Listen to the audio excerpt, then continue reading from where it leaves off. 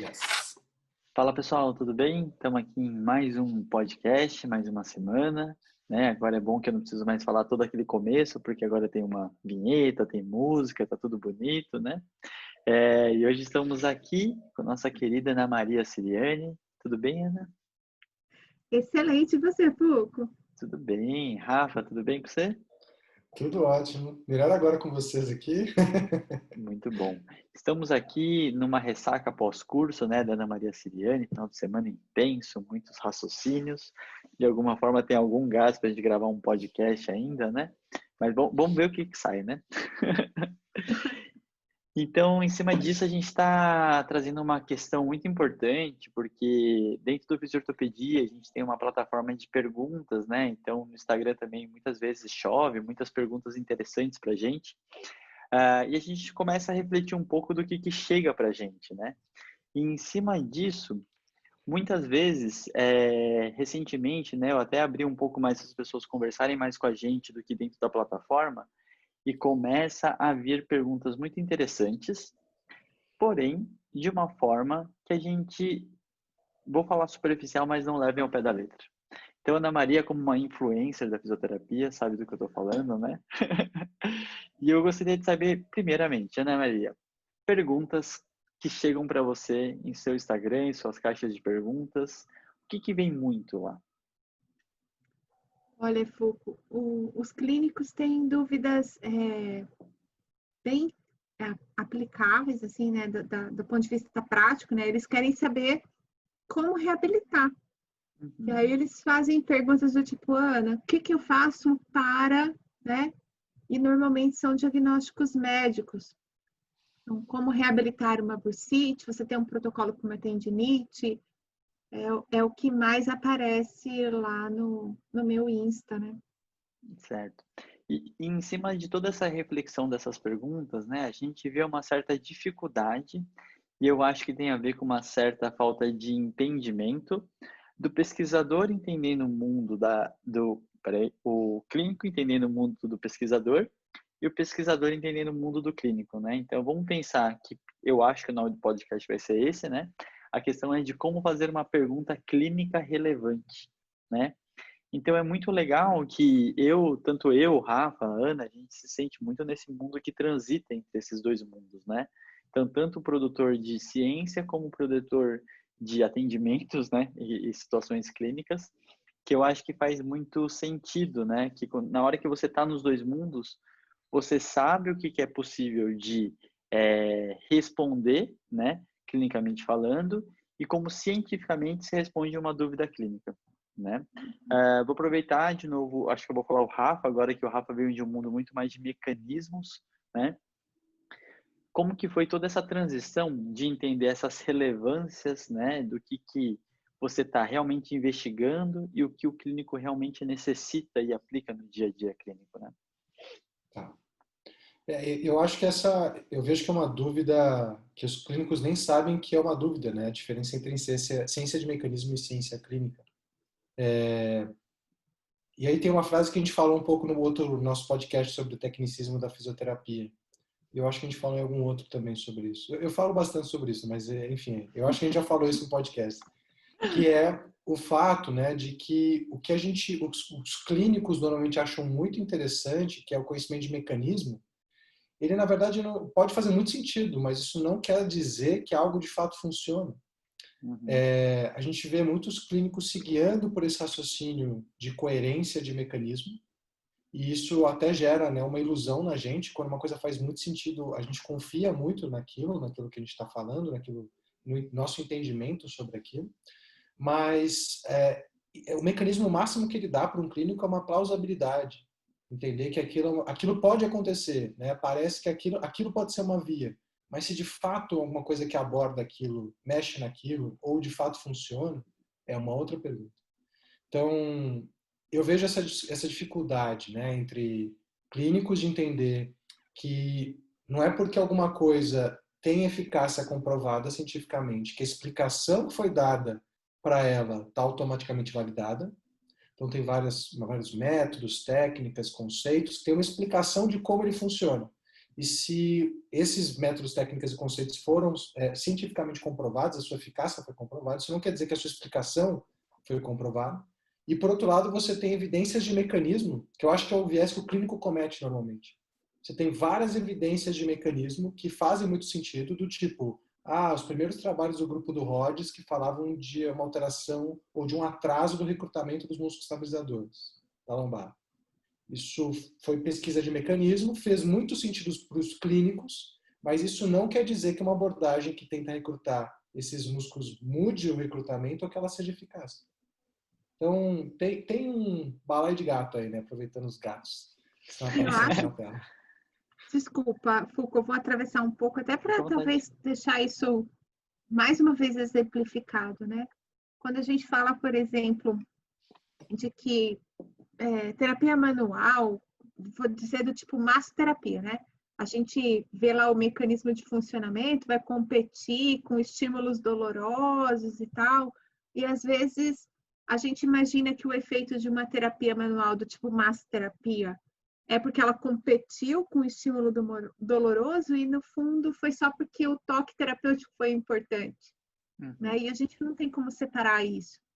E aí os clínicos ficam assim, mas isso aqui é legal ou não é legal? Isso faz efeito ou não faz efeito, né?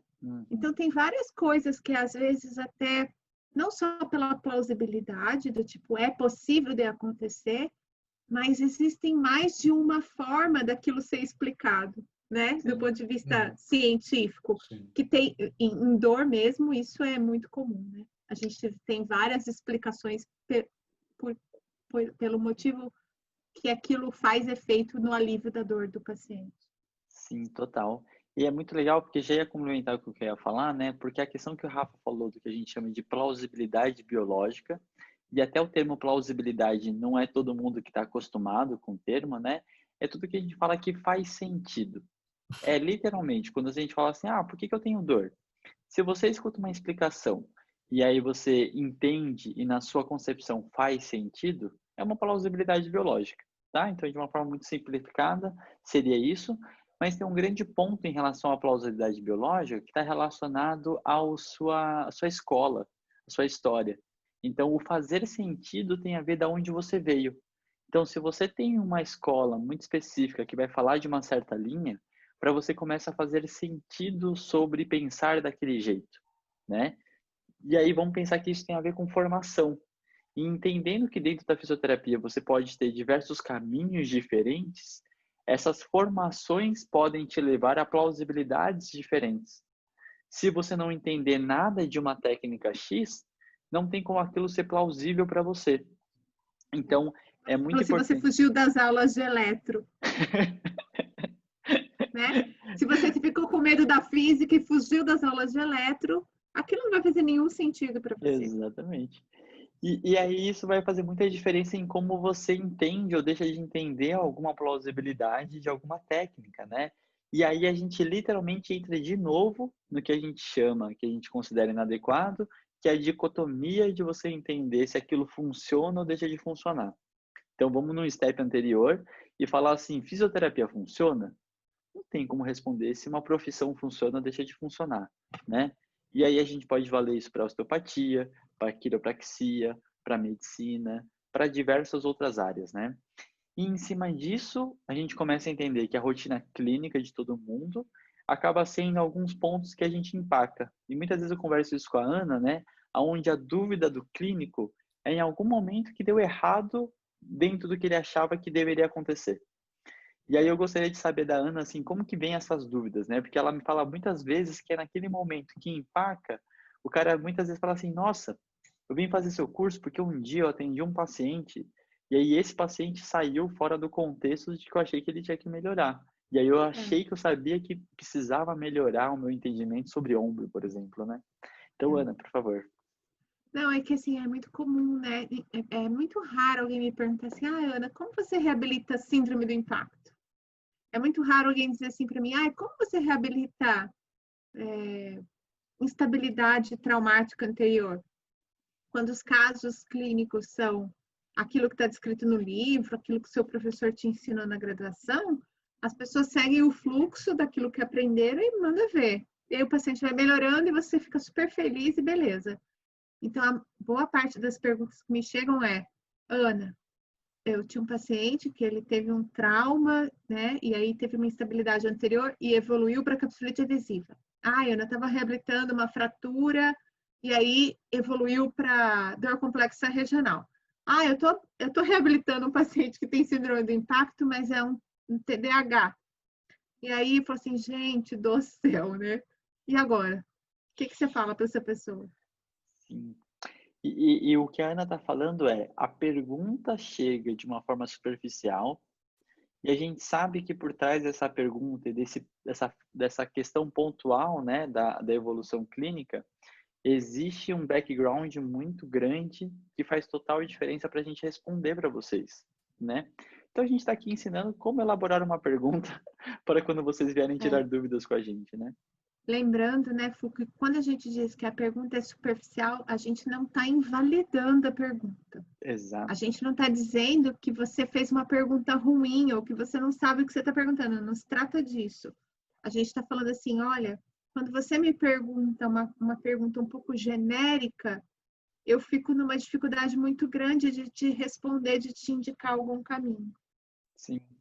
E isso, ele vai levar totalmente a uma condição, né, que tem a ver com a questão de como que eu vou fazer uma busca, né, na PubMed, por exemplo. Então, quando eu tenho uma dúvida sobre a condição e situação clínica, é muito difícil eu perguntar do tipo, PubMed, como ganhar extensão de joelho em um paciente pós-operatório de LCA, né? Então, assim, é uma questão muito importante de entender que a gente não faz perguntas científicas de uma forma tão pontual, né? Eu dei o exemplo antes da gente começar a conversa sobre situações muito pontuais dentro de uma reabilitação de LCA que dura 9 meses, e aí eu vou saber se o cara andou de moto no 3º mês faz diferença ou não. Né? Não tem como eu responder isso, né? E aí eu pergunto, porque o Rafa vem muito desse mundo, né? Tanto do mundo científico e clínico, como que elabora uma pergunta para aquilo ser relevante dentro de uma dúvida clínica que você tem no dia a dia, né? Por exemplo, o paciente empacou, como que eu pergunto e como que eu pesquiso isso? Tá. Eu acho que é legal, Foucault, esse assunto, porque, na verdade, se os clínicos entenderem como os pesquisadores clínicos elaboram suas pesquisas, eles também vão conseguir entender o que eles podem extrair dessas pesquisas, né? O que eles podem e não podem extrair das pesquisas. Então, as boas pesquisas clínicas, elas são baseadas no que a gente chama de pergunta Picot, que tem relação com a ideia do quem é o participante, né? Quem que você está estudando, primeiro, que população que é, uma população com dor lombar, com dor no ombro, que tipo de intervenção que você quer entender. Então, não é fisioterapia, é o que? Exercício específico, exercício geral, eletro, terapia manual. Quem são controle, ou comparado com quem essa população, né, que você está avaliando, para qual desfecho, qual que é o outcome? É para dor, incapacidade? Ah, isso aqui não funciona para dor, mas será que funciona para outro desfecho? E o T é o tempo. Em algumas perguntas, talvez o tempo seja relevante. Então, um pesquisador clínico ele sempre vai bolar um estudo para responder isso.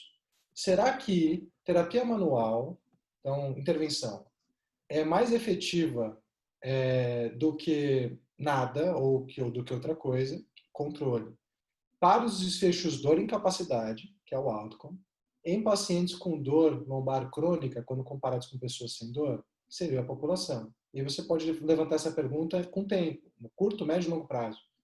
Então, essa seria uma pergunta pico de como o pesquisador clínico pensa ela. E aí eu quero falar uma coisa assim que quando você está do lado da clínica, né? Você fala assim, ai gente, mas isso é muito chato, por que eu tenho que fazer isso, né? E o que eu quero dizer é, para chegar à verdade das coisas, né? Para fazer o método científico que tem por finalidade chegar à verdade de um processo, de um pensamento, de uma pergunta, por que necessariamente quando a gente pergunta, a gente tem que ter uma comparação? Tem que ter uma comparação, porque ao comparar, né, e ao subtrair, por exemplo, quando é uma pergunta clínica, ao tirar o resultado, por exemplo, da evolução natural, que seria fazer nada, do tratamento, eu consigo estimar o efeito de ter tratado contra o efeito de não ter feito nada, né? E você, como clínico, quer saber isso. Você quer saber qual é a diferença de se eu deixasse o paciente sem fazer nada, sem gastar dinheiro, sem ir à fisioterapia, o que aconteceria? Se você, como fisioterapeuta, não quer saber porque você quer atender, o paciente quer saber, né? E a coisa, inclusive, de saber o desfecho, né? Você, como clínico, às vezes, rapidamente, pensando rápido, você não se importa. Eu quero saber se funciona ou não funciona. Me dá algum benefício? Eu quero saber se tem algum benefício, não importa onde. Mas para o pesquisador, ele precisa estar olhando para aquele benefício. Ele precisa estar olhando para a dor, ele precisa estar olhando para a função. Então, se eu fizer um estudo e eu não medir dor, eu não consigo saber se melhorou a dor. Se eu estiver fazendo um estudo e não olhar a função, eu não consigo saber se melhorou a função. Então, não é uma chatice do pesquisador quando ele pergunta para você, tá, mas você quer saber isso comparado com o quê? Você quer saber para que finalidade? Não é chateação do pesquisador, ele quer realmente ser orientado para onde ele tem que olhar, né? Porque na hora de montar um projeto de pesquisa, diferente de você na clínica que está vivendo a realidade do paciente, o pesquisador precisa controlar variáveis, né? E essa é aquela hora onde fazer TCC ou não faz diferença, né? Quando você faz TCC, você entende por que o pesquisador controla variáveis no seu projeto de pesquisa. Você pode não ser o expert em fazer pesquisa, você pode não fazer um TCC que é a melhor pesquisa publicável, mas ao fazer um TCC com um orientador que entende o que é o método científico, você sai da graduação sabendo, bem, na hora que eu for fazer uma pergunta, a pessoa que foi procurar a verdade desse fato, ela teve que fazer controle de variáveis. E ela teve que comparar isso com alguém. E ela teve que saber em que tempo ela estava testando.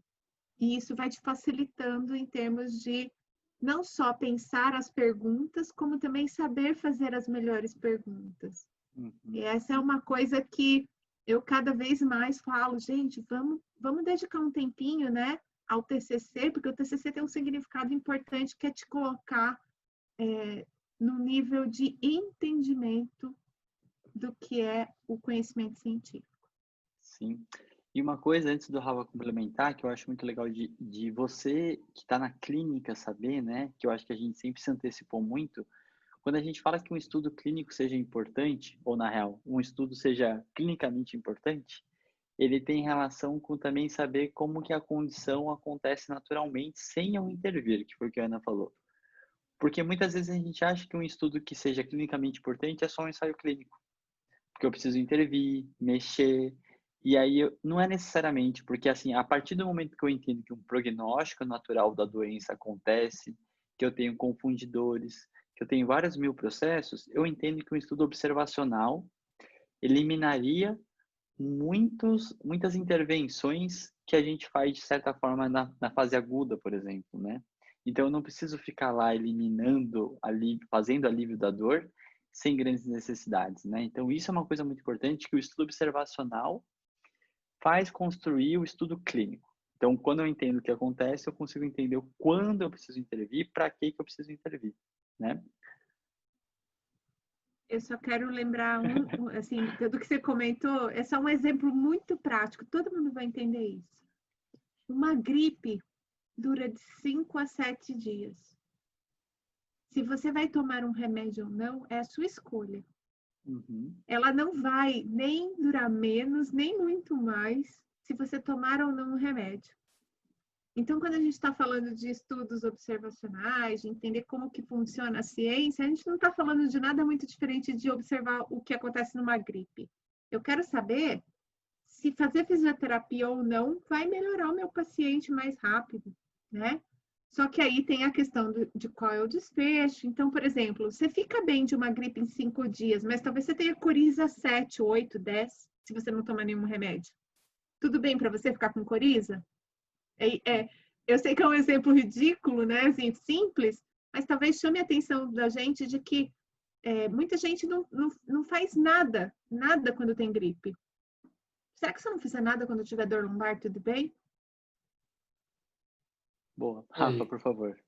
Complementando o que a Ana falou e o Foucault falou também, né, pegando o gancho, eu acho que também o pesquisador, é legal entender por que o pesquisador clínico tem que ser focado, o primeiro ponto que eu ia falar. Porque se ele pesquisar, levantar tudo e perguntar tudo, ele não responde nada, né? A gente, o processo, acho que isso tem diretamente a ver com o segundo ponto que eu ia falar, que é o que é falar que é algo efetivo. Porque a gente vê que muitos clínicos têm um pensamento, muitas vezes assim, funciona ou não? Isso é bom ou não é? Se eu fizer, melhora o paciente ou não? Mas o que uma pesquisa clínica do tipo ensaio clínico responde para a gente é, se eu pegar essa pergunta Picot, terapia manual em dor lombar, comparado com nada, por exemplo, eu descobri que a terapia manual é efetiva a curto prazo para alívio da dor e melhora da função, o que na verdade isso está respondendo é que, em média, as pessoas que receberem terapia manual vão melhorar um tanto, que é o tamanho de efeito. Então, vão ter pessoas que vão melhorar nada ou pouco, vão ter pessoas que vão melhorar muito, mas na média elas vão melhorar um pouco. E quer dizer também que você talvez tenha que tratar algumas pessoas para que uma melhore. É isso que o estudo clínico mostra para a gente. Não existe bala mágica, mesmo uma vacina. Você tem um NNT, que é um número de pessoas que você precisa tratar, alto. Às vezes você precisa vacinar 50 para um ter imunidade. Então, isso é legal de entender, o clínico entender isso, porque a pesquisa ela não vai te dar a instrução do que fazer, ela te mostra a trilha, talvez. Né? Em média, se você chutar para cá, você acerta mais fácil. E aí tem um terceiro ponto só, que é o fato, além da gente saber história natural, com estudos observacionais, e de a gente saber se algo funciona ou não, os estudos clínicos trazem outras coisas para a gente, né? Por exemplo, moderadores de efeito. A gente viu, tem uma pesquisa que saiu recentemente, né, para dor no ombro, na British Journal of Sport Medicine, mostrando que os principais moderadores para incapacidade, para um paciente com dor no ombro melhorar da capacidade funcional, são autoeficácia, né, e expectativa que ele tem de melhorar. Ou seja, se eles tiverem autoeficácia baixa e baixa expectativa de melhora, a minha chance de fazer eles melhorarem, mesmo que eu faça algo que é efetivo, é menor. Então, isso você não responde sem esses dados, né? Você não tem essa base, se você não tiver essa... Na clínica, você não vai ter conhecimento sobre isso se você não se embasar em estudo. Como eu estava falando Perdão. também, né, Rafa? Assim, tipo, qual a expectativa que você dá para um paciente de recuperação, né? Tem uma chance, por exemplo, do tendão que tem uma lesão parcial aumentar? Tem. E qual é? Se o paciente é obeso, se o paciente é diabético, se o paciente fuma, ele tem mais chance de ter um aumento da lesão ao longo do tratamento, ou em 2 anos depois do tratamento. Então, essas coisas, elas estão na pesquisa, e são perguntas que o paciente faz ao clínico, e que às vezes você fala assim, não sei. Eu posso prometer o mesmo resultado de tratamento para um paciente ativo, magro, não diabético, não hipertenso, que eu posso prometer para um paciente fumante e sedentário? Essa é uma pergunta muito boa.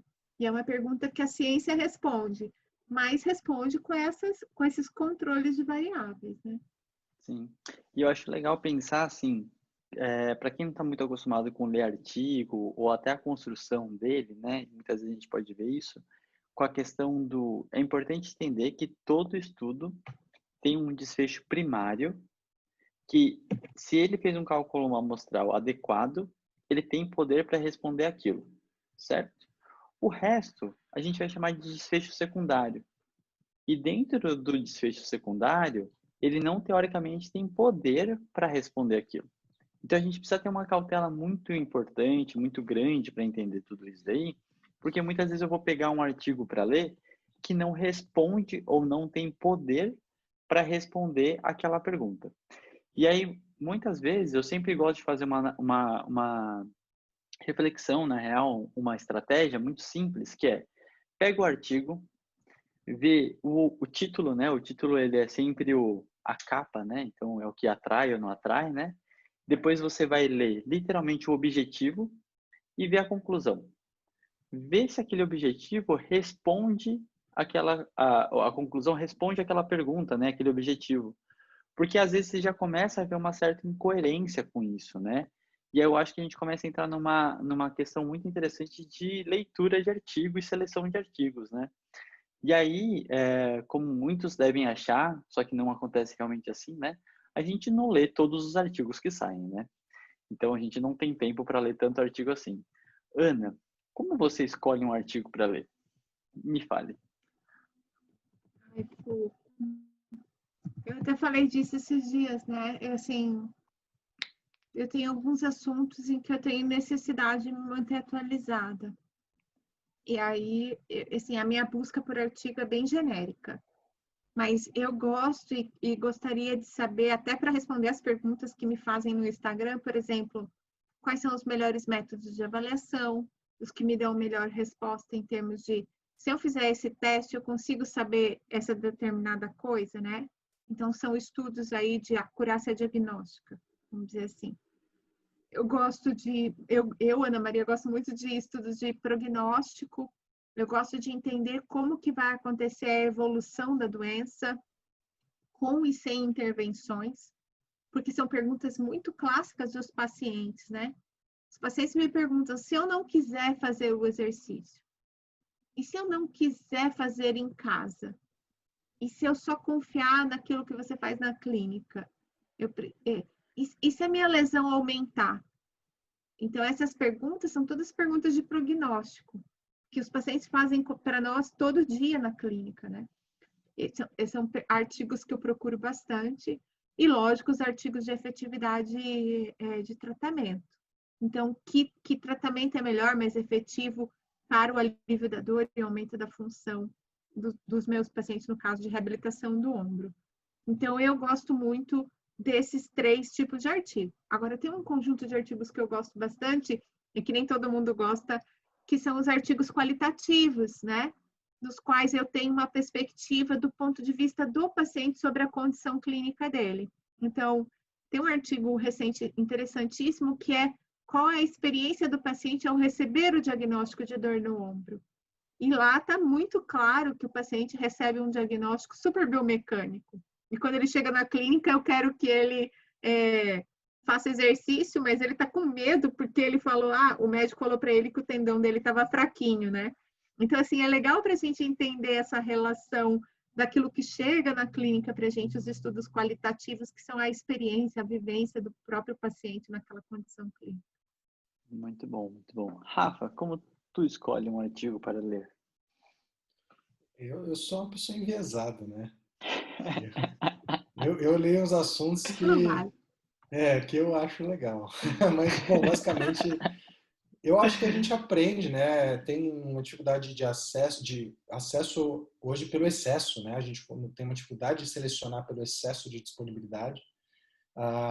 Então, eu tagueio normalmente os principais pesquisadores dos assuntos que eu leio, as principais revistas, né? Então, eu sempre dou uma olhada geral nos principais assuntos, mas eu leio muita coisa específica de mecanismo, né? Então, eu acabo me atualizando muito em cima disso.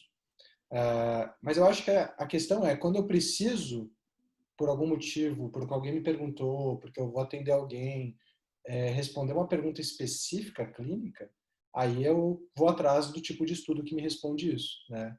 Então, eu acho que talvez todos os colegas sejam um pouco assim, né? A gente estuda algumas coisas de preferência, mas quando a gente precisa responder uma pergunta, a gente vai atrás, né, especificamente dos estudos que podem responder aquela pergunta para a gente, ou pelo menos nos direcionar. E eu acho que isso tem um entendimento muito claro, né, que o clínico tem que ter de qual desenho de estudo responde àquela pergunta clínica que ele tem, né? Então, eu acho que nessa hora é uma questão muito complexa, né?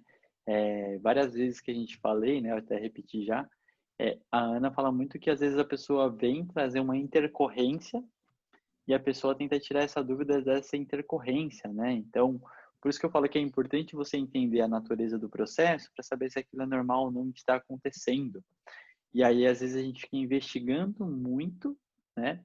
Um mecanismo específico, ou uma situação muito específica, e a gente esquece do contexto clínico daquele paciente, né? Porque a gente fica tão focado no que a gente chamaria hoje de surrogate outcome, no desfecho substituto, que a gente acaba não conseguindo literalmente responder. E aí você começa a complexar o caso.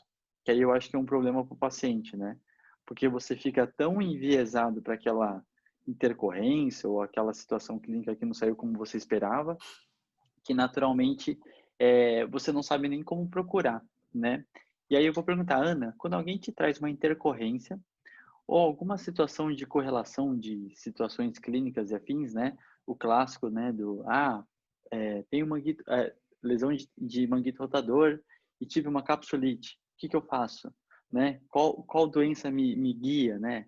É essa doença ou é aquela, né? Como que lida com essas intercorrências e a busca científica, né? Na PubMed, por exemplo, para você realmente conseguir saber o que fazer nesses casos. Então, né, Foucault, você aí tem uma coisa muito curiosa, muito interessante, que primeiro é assim, tudo que está dentro do previsto e esperado, a gente lida melhor, tá? Então, assim, quando é um caso de manguito rotador lá, qualquer um, simples, as pessoas nunca me perguntam o que fazer. Ninguém nunca me fala assim, chegou aqui um manguito rotador para reabilitar, o que eu faço? É muito, muito raro. Porque a gente aprende um determinado jeito de fazer, às vezes até na graduação, vai reproduzindo, aquilo dá um resultado e toca o barco, né? Vamos fazendo. Às vezes até já tem alternativas mais efetivas, do ponto de vista científico, mas o que você está fazendo está dando certo, então, né? Em time que ganha não se mexe e vamos embora. Então, a maior parte das vezes as pessoas me perguntam para casos clínicos que fogem ao contexto da normalidade. E aí, quando um caso clínico foge do contexto da normalidade, como é o caso de um negócio que eu publiquei essa semana, que é você ter uma cápsula adesiva após instabilidade traumática anterior do ombro. Isso é muito incomum. E aí, quando o clínico vê esse caso clínico, ele fala, opa, para tudo, o que eu faço agora? E de verdade é aquela coisa assim, né, de você fazer uma avaliação do que é mais importante também para o paciente. Então, quando você está diante de um caso clínico que evoluiu, por exemplo, para capsulite adesiva, o que é mais importante? A gente sabe que se forçar o movimento na capsulite, mesmo na primária, o caso piora. Então, tudo bem se tem uma instabilidade de base, ou se era um manguito rotador, se foi uma cirurgia, se foi uma fratura, não é para forçar com dor, né? E as pessoas têm medo, né, de tomar essa decisão, eu acho. Ou tem algum receio de aplicar aquilo que elas já sabem para a capsulite, porque na base tem uma outra condição clínica. E quando vão à literatura, como esses casos são menos frequentes, você também tem menos trabalho. E tem trabalhos com N menor. Uhum. E não é por maldade da literatura e do pesquisador, é porque não é um convencional, tá? E é aquela hora de você fazer uma avaliação e a tomada de decisão para focar no que é mais importante. Então, o que eu gosto sempre de enfatizar nessas horas, né, é que isso tem muito a ver com a nossa graduação, né? Fomos treinados para resolver problemas? Porque o que é o protocolo convencional, o que acontece de forma convencional que se aprende na graduação, é fácil resolver, mas e quando tem um caso que sai do normal? Fomos treinados para resolver esse problema? Fomos treinados para olhar, bem, nesse momento é mais importante preservar o paciente por conta de capsulite do que por conta de instabilidade. Nós fomos treinados para isso. Uhum. Né? E isso não é ciência, isso é formação acadêmica para a resolução de problemas. E eu queria contar uma coisa engraçada nesse momento, né? Uns dias atrás eu dei uma tarefa para os meus alunos de graduação. E aí veio um aluno, me mandou um vídeo privado, dizendo, olha, Ana, eu fiz a atividade. A minha mãe é professora de educação artística. E a atividade, se alguém já fez isso na graduação, vai lembrar, era pegar aquela mão, aquele modelo de mão do Capandi para montar os flexores superficiais e profundos. E ele me escreve assim, Ana, eu não tenho muita habilidade com essas coisas não, mas minha mãe é professora de educação artística e ela me ajudou. E aí ele grava a mãe dele, mostrando como é que funcionam os tendões flexores profundos e superficiais. E aí me veio aquela puta reflexão, né? Ele não ficou preocupado de eu dizer para ele, olha, era você quem tinha que ter feito. Você não podia ter terceirizado para sua mãe. Era você que tinha que ter feito. Ele não ficou preocupado com isso. E eu vou dizer para vocês, se vocês forem hoje no mundo empresarial, sabe o que eles vão dizer para vocês? mais importante do que saber resolver é saber quem resolve. Uhum. E o meu aluno, ele fez uma tomada de resolução de problema. Ele falou assim, deixa eu ver quem é que sabe fazer esse negócio aqui. Olhou na casa dele, encontrou a mãe dele, fez, resolveu, olhou o modelo mecânico, entendeu, estudou, E foi bem aprendeu. na prova, tá com o problema resolvido, né? Ele não ficou preocupado com o meu julgamento de professor. E eu, como professora, achei... Primeiro, falei assim, puxa, ele não fez o que eu pedi, né? Ele passou para a mãe dele. E depois eu falei assim, gente, ele aprendeu. Tá resolvido o problema. Eu quero fisioterapeutas que, na hora de tomar uma decisão para resolver um problema, como é o fato de ter duas condições que se somaram, não sei o quê, eu quero esse fisioterapeuta. Eu não quero fisioterapeuta que faz o que eu mando. O que eu mando talvez só sirva para os casos mais comuns, né? E é engraçado, porque se você for pensar, né, se ele não soubesse instruir a mãe dele, não sairia o exercício É, certo, né? Foi um provavelmente. trabalho de equipe, ele participou, né? Não, e Total. tem uma coisa no que você falou, né, que eu acho que, que representa o que a gente estava conversando até agora, que é o fato, de novo, né, do clínico não entender o que significa algo funcionar, muitas vezes. Porque quando você fala que em média funciona, significa que para alguém não vai. E aí a Exato. gente tem que entender que talvez isso não signifique que você não viu algo. Eu acho que essa dúvida, como um clínico, ele sempre tem que ter. Será que eu estou fazendo algo diferente? Mas isso não quer dizer que você está errado e vai ter uma outra resposta mirabolante. A gente tem que, muitas vezes, saber resolver esse tipo de problema, tomar decisões compartilhadas com o paciente, porque o que a gente faz não é uma pílula mágica. Não vão ser todos os pacientes que vão ter uma melhora completa de sintomas. Né? Acho que isso é importante de saber. Porque é isso, acho que as dúvidas da falha ou de quando não funciona são as mais frequentes. E aí, quando você entende o processo de como a pesquisa é feita, você entende que você está fazendo o melhor que você pode oferecer. Isso não quer dizer que você está errado, né? Isso não quer dizer que você é um mau clínico.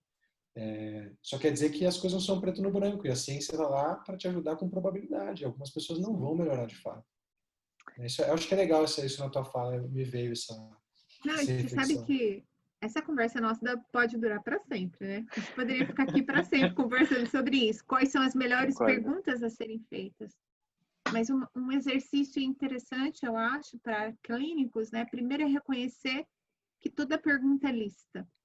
Quando você pergunta para alguém sobre alguma coisa, você não está perguntando isso, por menos que a sua pergunta seja precisa, a gente entende que ela é lícita. E quando a gente devolve dizendo, mas para que paciente é? Você está querendo saber isso em relação a quê? É evolução natural? É comparado com outro tratamento? É comparado com, por exemplo, injeção intraarticular? É comparado com cirurgia? Quando a gente faz essa pergunta, a gente não está invalidando o que o clínico está perguntando. A gente só quer dizer para ele a melhor resposta que a gente pode ter, né? Uhum. E tem vezes que a pergunta ainda é tão assim que a gente não tem a resposta.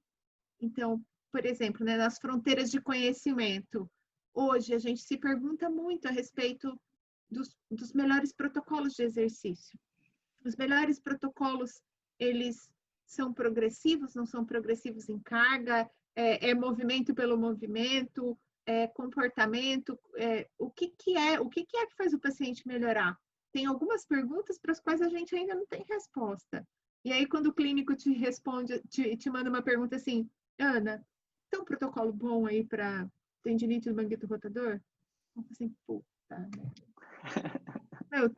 eu levo 1h30 para responder esse negócio, né? Me ajuda a te ajudar. Me fala a idade do seu paciente, me fala o que ele sente de dor, me fala mais coisa para eu conseguir ajudar você. Então, eu tenho muita agonia com isso, mas é muito mais porque eu quero ajudar e não consigo. Não, isso é muito legal de pensar, porque assim, tem duas coisas que eu queria pontuar. Uma o raciocínio que a gente tem dentro da clínica, né, vamos dizer assim, se você pegar qualquer evolução de qualquer patologia, ela vai trocando a teoria de qual que é a melhor, né? Então, a Ana acabou de dar um curso de ombro, né, final de semana inteiro, e ela começou a contar um pouco da história, né? Então, a gente tem a história da época que a gente tinha a roda lá, fazendo o ombro circular, mobilidades e Roda de afins, né? ombro, fico na vacaia. Mas elas estão nas pracinhas, né? As pessoas têm que entender o nome. Elas existem ainda, elas estão por Elas aí. ainda existem, né? Você falou que elas fugiram Ela da tem clínica, valor. elas foram para as praças. né? É. E aí depois, logo em seguida, veio a era, né, da rotação externa e todo o músculo do manguito. Depois a época da discinese em si, né? E eu acho que o raciocínio das pessoas acaba sendo assim, o que é melhor? O que é melhor não necessariamente invalida o que já existiu. Então isso é uma coisa que é importante. E eu acho que hoje a gente está numa fase que a gente está entendendo que o mecanismo do porquê funciona talvez seja um selecionador melhor do que realmente entender se isso é melhor do que o outro, né? E aí, somando o que a Ana sempre fala, que a gente tem que ser um acumulador, né? Mas tem que entender toda essa base, né? Do porquê que alguma coisa funciona ou deixa de funcionar, né? Ao mesmo tempo que quando tem essa pergunta do tipo, ele tinha um diagnóstico de tendinopatia de manguito e evoluiu para uma capsulite, existe um conflito protocolar, né? Do tipo, não, esse protocolo é para esse protocolo é para aquilo, e agora, qual que eu sigo? E a A pessoa solução de começa a problemas. ficar sem direção, porque ele tem um protocolo a ser seguido e não está acontecendo, né? Então, o que a Ana está falando de solução de problema é entender, que eu acho que é uma dificuldade que o clínico tem, qual que é a condição clínica que realmente muda o que ele vai fazer com o paciente dele, né? Que ao mesmo tempo que na hora que eu seleciono um artigo para saber se ele é importante ou não, é isso. Esse artigo muda o que eu vou fazer com o meu paciente? Porque muitas vezes o clínico mesmo justifica, né? Esse artigo não representa o que eu faço na clínica. Então esse artigo não serve para É. você. Não é a sua população, não é a sua intervenção, não é o seu desfecho, não é naquele tempo que você quer. Então, né, é isso, né? Às vezes a gente não consegue colocar numa balança tudo isso, né? Eu mesmo leio artigos assim de atleta por teimosia e por exigência do Instagram, porque para mim, na minha prática clínica, não faz nenhum sentido. Eu não trabalho Sim. com atleta, né? Uhum. Eu acho que até Total. de avaliação, né? A gente sempre brinca com isso. Se eu avaliar algo não muda, o que eu vou fazer com o meu paciente para que eu avalio?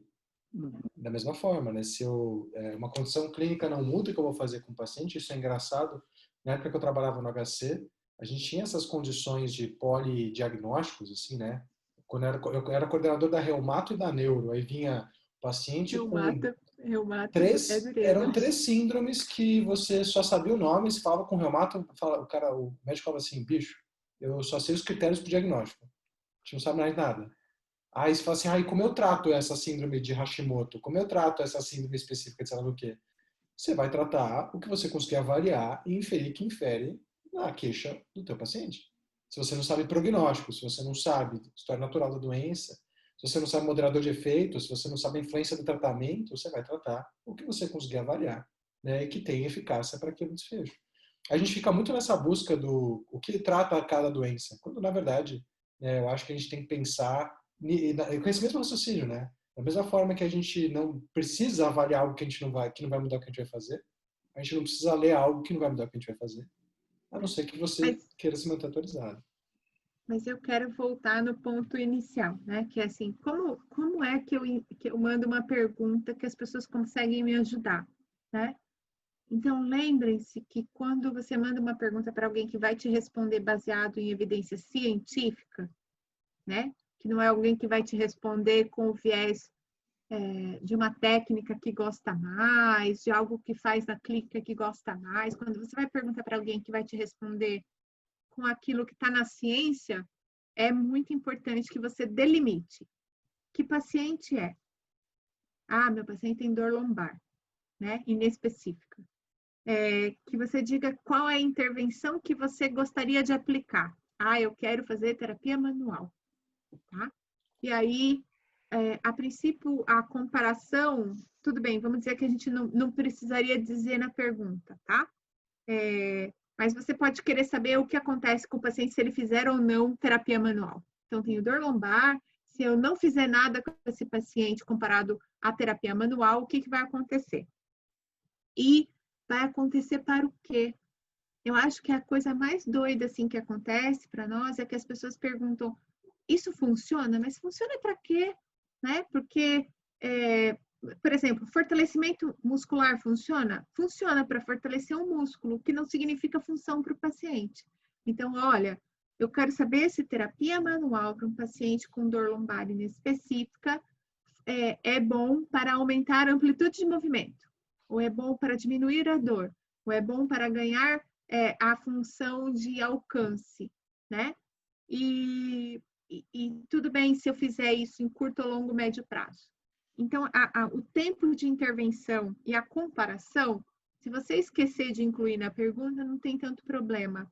Mas se você não disser ao paciente a intervenção que você quer saber se é efetiva e o resultado, né? Que resultado você quer? Você quer saber se é melhor que o que comparado...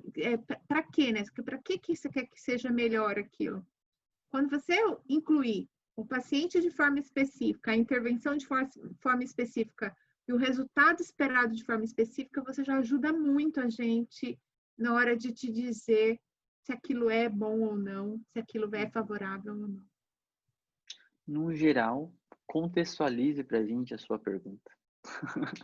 Então, eu acho que assim, porque dentro do portal do Fisiotopedia, dentro do aperfeiçoamento, como a gente tem essa parte de dúvidas, eu sei que você muitas vezes está assistindo a aula e ele vem uma dúvida por causa da aula que você está assistindo, que ela pode ser tanto um background clínico como um background mais científico, né? Então, tá me aparecendo isso de forma muito dividida, que eles vão ter respostas diferentes, né? E pode ser a mesma pergunta com histórias diferentes, né? Então, são coisas muito interessantes. Como a gente falou, a gente poderia ficar aqui horas e horas falando, né? Então, agora é um momento de dar o recado final e dar a mensagem de paz, alegria e esperança, Ana Maria, e o Rafa também. Mensagem de paz, alegria e esperança, né? Se você é uma pessoa, tipo, tímida, envergonhadíssima, e depois desse podcast você fala assim, eu não vou mais perguntar não, porque afinal de contas vou parecer um tonto.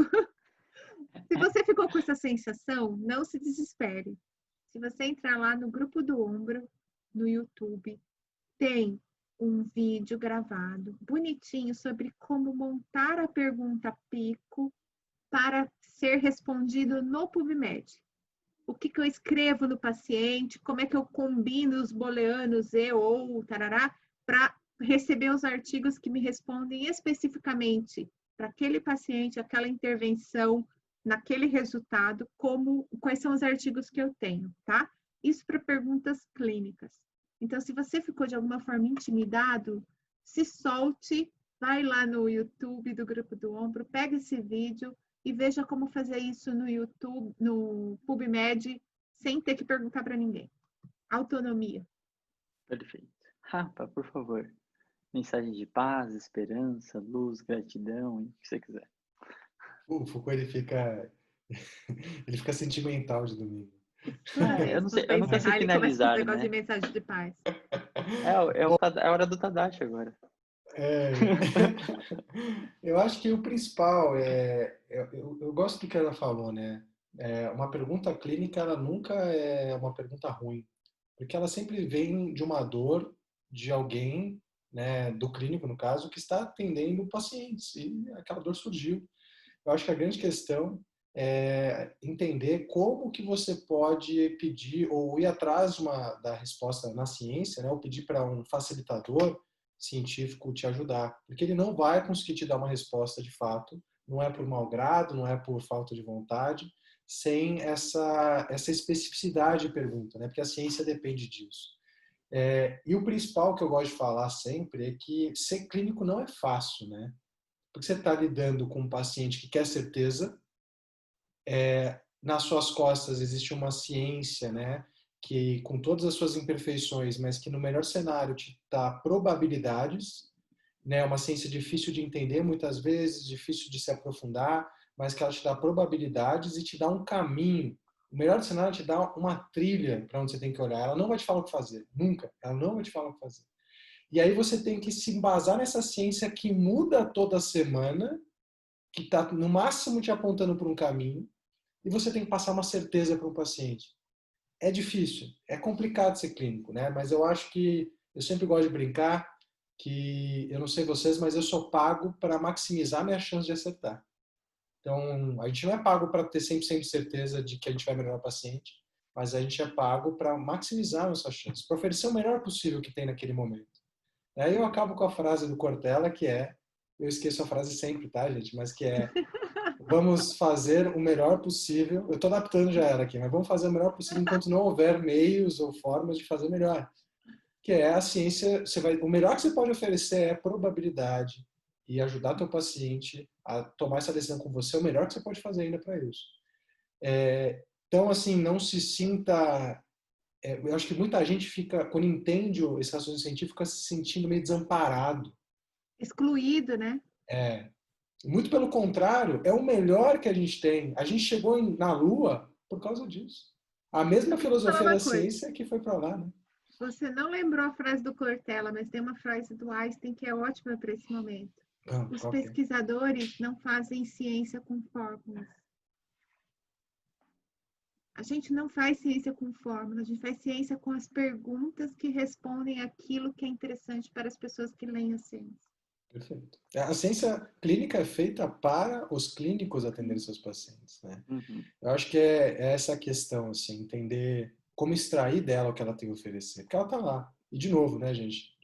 Eu sou pago, e vocês também, para maximizar a chance de ter sucesso.